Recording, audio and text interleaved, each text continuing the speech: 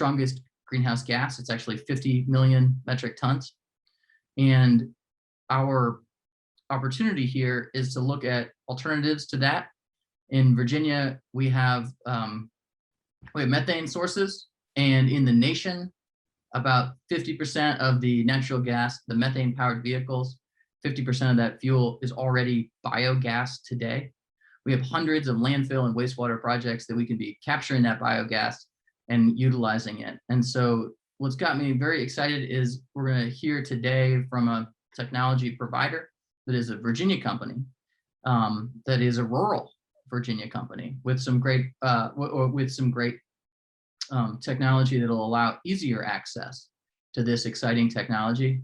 Want to pass it over to you guys to fill us in about this awesome product and these opportunities. And just again, I appreciate your partnership here in this inaugural technology happy hour.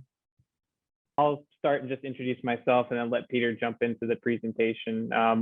Hi everyone, my name is Eric Burson. I'm the A&G commercialization manager for Ingevity's A&G technology. I've been with Ingevity for 11 plus years. I've had the pleasure of actually working with Aaron Harrison. Hey, Aaron, for 5 years while I was working in Covington, Virginia, where we have a carbon facility there. So thanks to everyone for joining, and look forward to hearing any questions you might have at the end.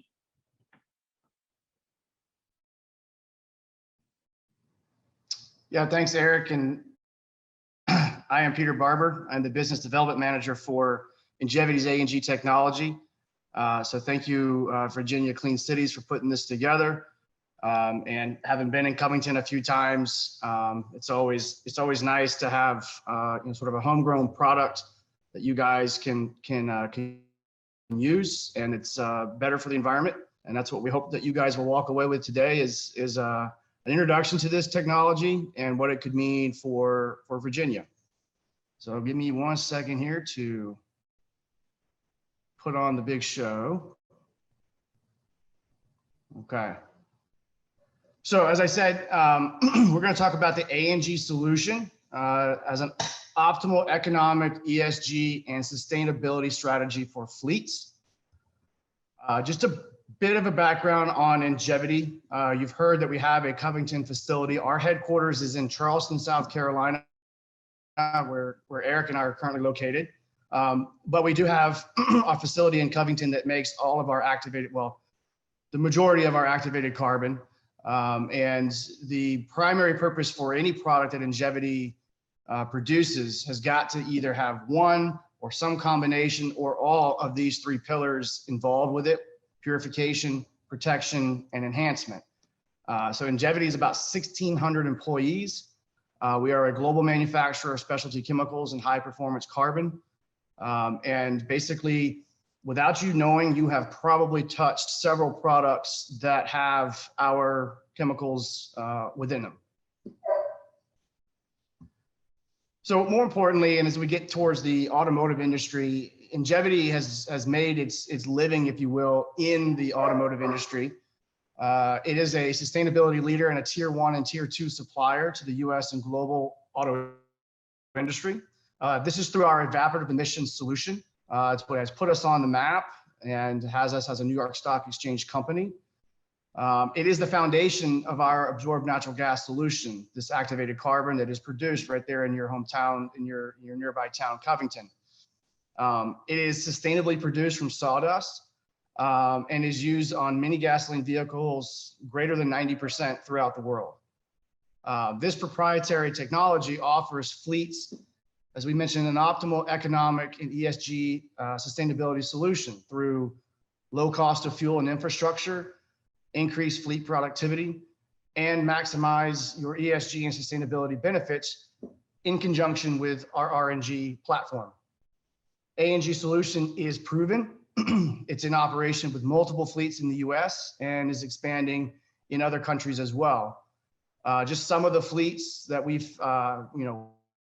have our trucks in or in the process of having them is SoCal Sempra out of California, AGL and Southern Company out of Georgia, the city of Orlando, and we've got about 30 or more that have also signed up and are getting trucks this year or next. There's been broad market receptivity, and that was evidenced by a recent application that we did through Pennsylvania, which was a 30 vehicle grant application. We have another opportunity for fleets across the United States that we'll talk about at the end of this presentation. So you too could have access to this technology through DOE help. So what exactly is this technology? Well, it's a proprietary technology that's enabled by activated carbon. And essentially it acts as a sponge within the system that reduces the natural gas system pressure from 3,600 that you're accustomed to with CNG to 900 PSI. And that's important and it's relevant because this low pressure enables the use of a low cost, convenient fueling compliance, which is seen in the picture here in this slide. And it can be installed wherever you have a natural gas line, which really just opens the door for economic private fueling. It's also transferable, meaning you can install it at one location and then decide you want to do something else or invest in a bigger CNG station. This appliance can be uninstalled and moved to another location that you might want it to have access to natural gas vehicles. So it allows these fleets to fuel vehicles directly from a corporate location, and in particular, a corporate location utility line, which typically is a lower cost on a GGE per basis than if you would go to a public CNG station. So the fueling appliance, excuse me, the fueling appliance also operating at 900 PSI has a very reliable performance in operation without issues. For our particular case here, for the last 2 years, there was a large GTI study that was done illustrating the benefits of operating these fueling appliances at 900 PSI as opposed to 3,600 PSI from a maintenance and energy consumption perspective. ANG overcomes the major market barriers that we see today and have seen over the years when it comes to high pressure CNG vehicles and stations, right? Number one, either you don't have one in your area, and if you wanted to have one, you're talking about a very high cost, right? Approaching millions of dollars to several hundreds of thousands of dollars for even a small appliance, or I should say a small CNG station to say fuel 4 vehicles. This has resulted, in this lack of infrastructure to where there's really, 1,800 CNG stations in the United States. And if you compare that to what you have at your disposal for gasoline at 150,000, right? There's a reason why the natural gas vehicle adoption has lagged over the years. Now it's had an uptick, especially of late when it comes to the medium and heavy duty. But where ANG, I think, really is going to have a major play is this large light duty vehicle segment, right? Your pickup trucks, which doesn't necessarily have a solution from an EV perspective yet. I'm sure it'll come in the years. And then from the economic side of the CNG station, these typical fleet makeups of light duty vehicles are not large enough to handle that capital expenditure to install a CNG station. So what do you do if you're trying to increase fleet productivity, increase fleet savings, or you have an initiative with your company to drive to net zero, right? That's the big buzz. How do you tackle the light duty fleet that you have? And this is where I hope that we connect with you guys today, because for us, we have a biofuel system or a hybrid design, if you will, that adds vehicle range on natural gas. And at the same time, will eliminate any range anxiety here, right? So we're not a dedicated fuel source of natural gas, but rather a biofuel. We have an improved convenience and fleet productivity through this flexible on-site fueling that we just mentioned. We can maximize fuel savings using that lower cost of fuel and lower compression on the actual appliance. And we perform over the vehicle's entire life with no significant loss in range or capacity. At the same time, with that notion, we can retain a higher residual value on your vehicle when it comes to, say, obsolescence, or you're getting, up in the miles and you want to purchase a new vehicle to replace it. That older ANG vehicle will have a higher residual value versus a standard gasoline vehicle. And most importantly, last but certainly not least, we know that natural gas vehicles are good for the environment, right? They clean the environments by reducing the greenhouse gas reductions. by over 80% with RNG, right? You can even go higher depending on what RNG you're using. So these are the main deliverables that A&G brings to fleets across the United States, whether you're in urban areas, rural areas, as long as you have a natural gas line, you can tap into a natural gas vehicle and its fuel savings and its greenhouse gas reductions at a fraction of the cost for a comparable CNG biofuel. And now I'm going to turn it over to Eric and let him drive the rest of this presentation, because this is where he makes his money in making these A&G vehicles available to you guys. Hey, thanks, Peter. So yeah, the A&G technology is available on several vehicles, one being the Ford F-250 and the Ford Transit. And so we have a pickup truck option for fleets that operate, that may have service trucks that go out and or use them as vehicles to transport items. But then we also have the Ford Transit option, which is really something new, and we're excited about, because now we can introduce the technology to a new market, and that would be, you know, last mile delivery and also passenger vans as well. And so for those two vehicles in particular, they come with a 6 GGE, that's gallon gasoline equivalent, A&G tank, and it covers all versions. Next slide. And so just to give you some more pictures, here is you know, on the left is a picture of the tank installed in the back of a pickup truck. It looks very much the same as a CNG tank. It looks the same. The only difference is that there is activated carbon within it, but to the operator and owner, you would not know that. The upper right, that's a picture of a Transit with the tank installed.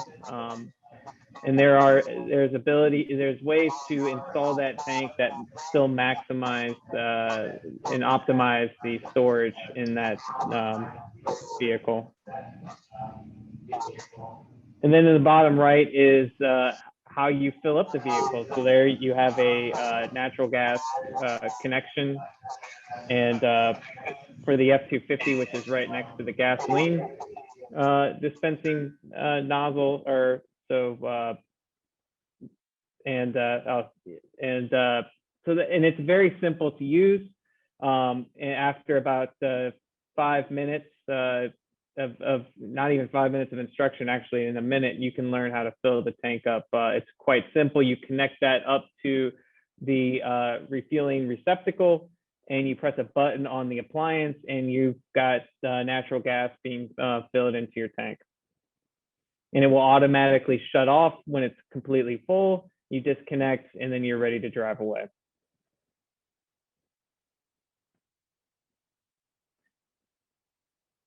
And as Alan mentioned and Peter mentioned as well, RNG, it's an optimal ESG and sustainability solution with the A&G and RNG platform. And so, RNG is an ultra clean alternative fuel that's produced from a various feedstocks, whether it's from food waste or landfill garbage or dairy farm waste, basically cow manure. They capture that biogas, which is methane and CO2 and some other components as well. They clean that up, basically getting more than 90% pure methane, and then they inject that into the pipeline. Well, we can use that RNG to power vehicles. So you repurpose methane that would just naturally be vented to the atmosphere and be very harmful. We can take that and run vehicles on it. So and we have actually developed a platform to do that. We're currently doing that at our fueling depot here in Charleston, where we're filling up with natural gas that is RNG and running on RNG and operating our vehicles on that and reducing our footprint by over 80%. And depending upon what type of RNG you're using, you can get up to over 130% compared to gasoline. So you're actually better than a net zero in terms of emissions. And RNG is growing in the natural gas alternative fuel space. NGV America just announced a couple of weeks ago with the RNG Coalition that over 50% of the natural gas used in the US to power vehicles is RNG. And that will continue to grow, especially with the likes of, say, Amazon, who just announced a couple of weeks ago that they are purchasing many RNG or CNG trucks and going to operate on RNG. So there's a lot of, it's a viable option to really clean up your fleet and reduce your carbon footprint.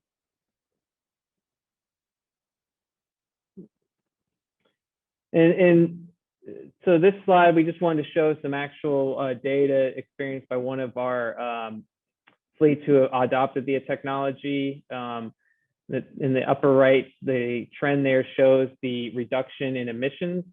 So for year one, on gasoline, they would have generated about 18 tons of CO2. But with RNG, it was less than 3 tons. And so that's about an 85% reduction. If you extrapolate that out to 5 years, they will have reduced with just one vehicle, they will have reduced their CO2 generation by 73 tons. Pretty significant, especially for a vehicle segment that's in the F-250 that doesn't have many alternative fuel options. There are no electric vehicle options for that vehicle. And Ford has basically said that they have no intention of electrifying that today.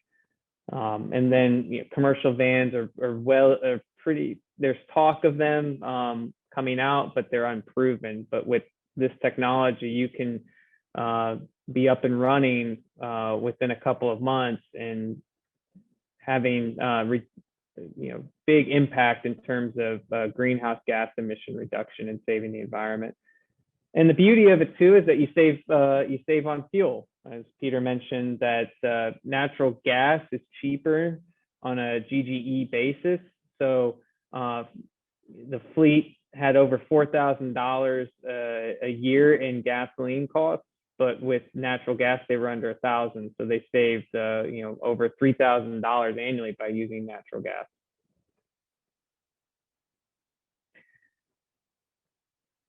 And Peter, I'll let you follow up on this since this is a grant opportunity. You want to? As I mentioned earlier, we just recently came off of a grant application in Pennsylvania, the alternative fuel incentive grant. We've got about 30 vehicles earmarked for that.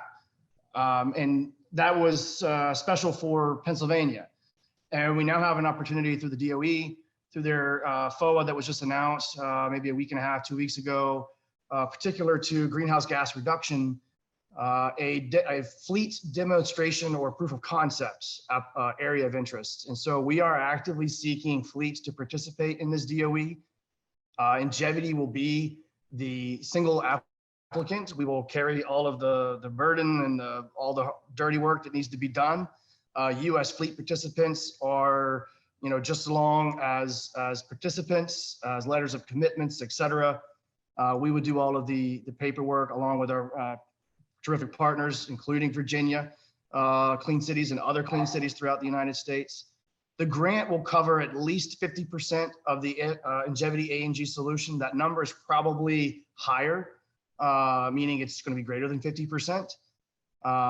And what this will enable fleets to experience these benefits that we just talked about today, right? Your low cost of fuel, your low cost of fueling infrastructure, and your reduced greenhouse gas emissions. So anybody who is interested, feel free to email either myself or Eric, or you can go through your Virginia Clean City guys. Either way, we would be happy to talk more about this opportunity with you guys and see if there is a marriage between your fleet and our technology and this grant opportunity. So with that, I will throw it back to Alan for questions from anybody in the gallery. Well, I think this is fantastic, and we're going to start asking. We're going to start circulating some questions. I had a question about the 6 GGEs, which is pretty adequate for a fleet vehicle to be making trips even between different locations. That's pretty similar to what we're seeing on a range of different alternative fuel technologies. You know, if it's 30 miles per gallon, that's almost 180-mile range.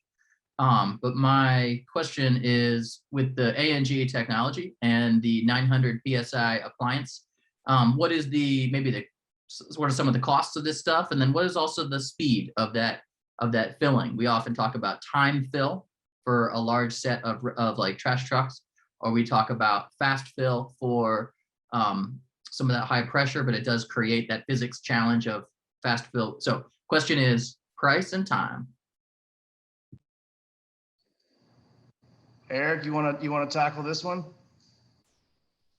Yeah, sure. So yeah, with the fueling appliance, it is a time fill, and it's about 1.3 GGE per hour. Very similar to what a time like a charge for a plug-in hybrid vehicle, electric vehicle overnight. Kind of similar concept. It's still a little faster, which is nice. But with a 6 GGE tank, as you mentioned, and Alan, I'm glad you brought that up, because that tank is really designed to provide enough range for your daily commute, where you would come back to the fueling appliance and fill up overnight. And so and that's really the design of it. The beauty of it too is that it's not we still have the gasoline tank available, so that if you do have a commute where you have to go further than 80 miles, you know, with an F-250 or something, you have gasoline so you won't get stuck.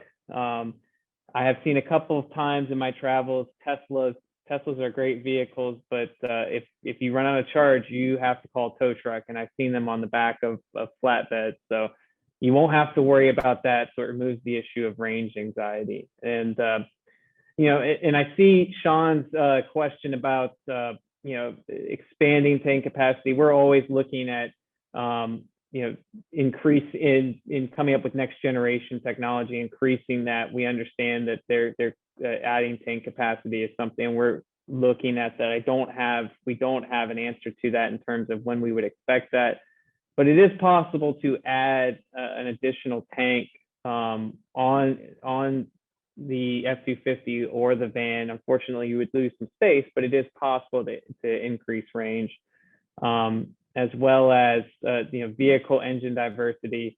We'd love to get on more vehicles. Unfortunately, EPA makes it extremely difficult for engine technologies, and whether you run on different fuels other than electricity, to expand that. But we're always open to that. And if there is a potential opportunity for a certain vehicle that presents itself, we're open to looking into that. But that would take, you know, it usually takes 1 to 2 years to be able to bring a vehicle up properly and make sure that it runs smoothly and the performance is the same as a gasoline vehicle. Yeah, it's fantastic that you have the 2021 model years already locked in, considering the pandemic, and sometimes you got to drive to like Michigan to get the things tested properly. So yep, that's really fantastic. I do want to open it up for questions for everybody, and with Zoom you can raise your hand, or you can turn your camera on and I'll call on you. I will ask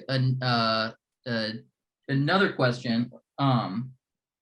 You know, what is some of the potential that you see for this waste energy, and like, are you seeing some pickup from the folks who are producing that waste energy? In Virginia, we have about 5 million metric tons equivalent of carbon dioxide coming from the waste methane that is just vented into the atmosphere.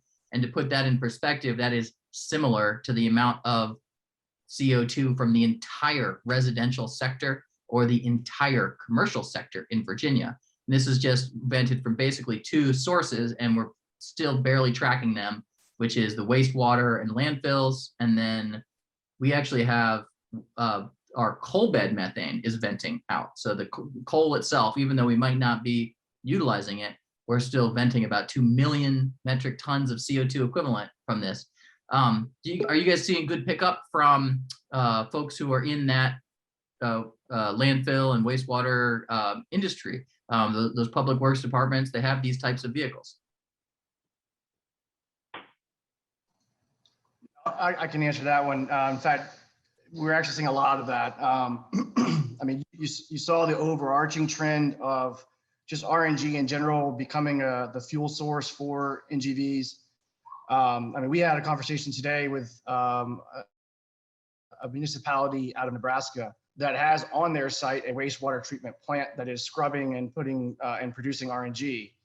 And so they're looking at putting one of these ANG trucks with the appliance right there at that facility so that they have sort of a local supply chain monopoly, right? Where they can produce it and then immediately insert it and use it.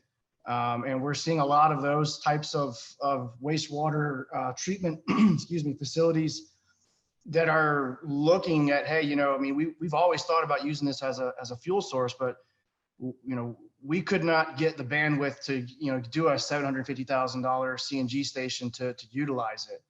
Now we have an appliance through your technology that we can just pop it right there. So yeah, I mean, it is a very attractive fleet type, if you will, an area that we're really excited about in being able to help increase that usage of RNG in the United States. Yeah, and I think to add on to that too, what Peter said, you know, with the DOE grant opportunities that we're pursuing, RNG is really going to be leading that, and our technology is really enabling expanding that use to fleets that currently can't use it, mainly because they don't have a large CNG station or access to one. So with that grant, it's an opportunity to start using RNG at a very low risk, you know, opportunity for fleets, because they would get a majority, if not all of that upfit, as Peter mentioned, paid for. All they have to do is commit to really purchasing a vehicle. So it's so it's a great opportunity, and we're really trying to bring RNG into that light duty segment where it's not a primary alternative fuel at this time. So for local governments or for state governments, sometimes there's some challenges to procuring even just one vehicle. Do you guys have access to some rideable contracts? Like, you know, a lot of this is going on in California. Are you guys on the procurement contracts that you'd want to point out? So we are on a couple. We're basically taking it on an ad hoc basis of whenever it shows up. We typically work with either the clean city that's in their location, or we work with the state agency. There are other ways besides what's on a contract for these guys to get it. It may be the longer route and the more bureaucratic and headache route, but we work with you for that. So we are in the process of trying to be on the GSA. As you can imagine, that's a little bit of a longer track, but we are trying to make this thing available across all different types of sectors, both private and government. And a lot of the times the issue just runs into the fact that there's nothing else like this out here. So when it comes to the bidding aspect of it and getting on that list, that's where they're like, well, we can't bid against you guys because there's only one of you that you know, there's only 4 that has this. So with a variety of different things that we're working on with portfolios, this should be easier, but the bottom line is we can work with you to figure all that stuff out. And then Ford makes their vehicles alternative fuel ready. And sometimes they have the qualified vehicle modifier component. Are you guys through that system? Or so does that allow you to select that on the truck purchase when you're at Ford? Or how that might be easier for the private sector than it is for some government folks. Some government folks don't have any headache at all. So how do you jump on board? Yeah, so I can talk from where we have the opportunity to use a QVM. We are using a QVM, and so we're working with a company called Alltech Eco in North Carolina. They have over 10 years of experience with natural gas vehicles, so we are harnessing their expertise along with the expertise, the calibration. We are working with a gentleman out of Detroit who in his spare time does calibrations for Whipple superchargers. I keep asking him, when is there going to be a Whipple supercharger that we can get on an ANG vehicle, and he keeps laughing at me, but he has a lot of experience and knowledge with natural gas. So we're harnessing as much experience as we can to make sure that the performance and the experience of driving this truck, an ANG truck, is the same as driving a gasoline truck, if not better.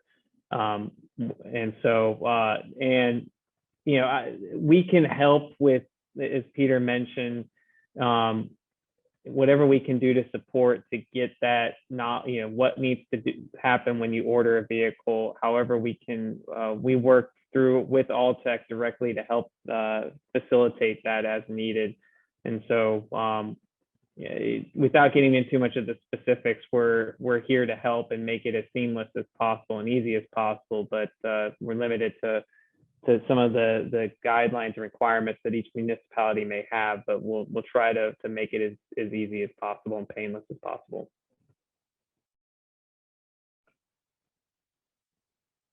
Anything else you want to add, Peter?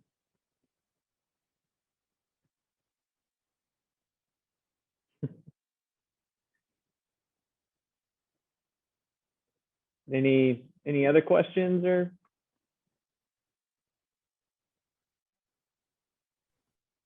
Well, I want to thank everybody for being here for this happy hour. And Peter and Eric, is there anything else that you guys want to cover as we close this up?